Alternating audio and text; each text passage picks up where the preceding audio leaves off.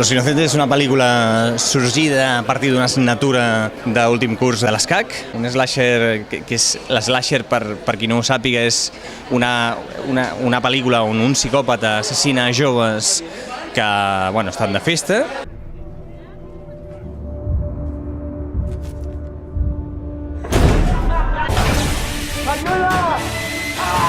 Treballant amb 12 directors era complicat, però la sort que teníem és que nosaltres som un grup d'amics, som gent que teníem l'ambició de fer la nostra primera pel·lícula.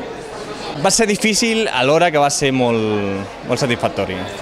Como os podéis imaginar, para nosotros 12 directores es quizá uno de los días más especiales de nuestra vida, sin duda, porque esta es nuestra primera película. Tener una primera película que se proyecte por primera vez en el Auditorio de Sitges, 1.300 personas, todo agotado, no se puede pedir más. Es la mejor manera de estrenar una pel·lícula de terror. Home, la sala de Sitges té un punt que, clar, és molt gran i hi havia molt ambient. I la gent, que a cada mort s'aixecaven i hi havia molta fespa. El públic era molt juganer. Sí. Aquí els juganers hem sigut nosaltres. El que passa que al Alcobendas va tenir un punt que hi va haver un home que es va desmaiar, cosa que ni a Sitges ni aquí ha passat. Jo m'he desmaiat, ningú se n'ha adonat, jo m'he desmaiat. No, però allà va passar de veritat. Llavors, clar, vulguis que no, després d'una persona que s'ha desmaiat, costa molt superar-ho.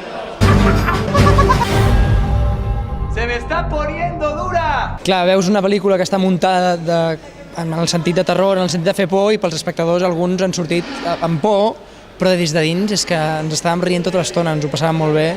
I inclús a les escenes de més terror és que eren molt broma.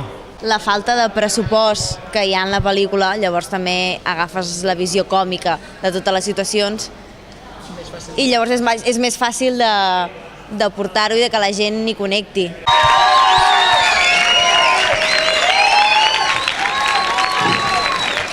Después de Los Inocentes, hombre, nos encantaría poder hacer una Inocentes 2, ¿no? Lo que pasa es que volver a tener a 12 personas involucradas en la misma dirección va a ser complicado. Cada uno está empezando a tener su camino, va a ser difícil poder hacer la segunda, ya veremos, ojalá podamos.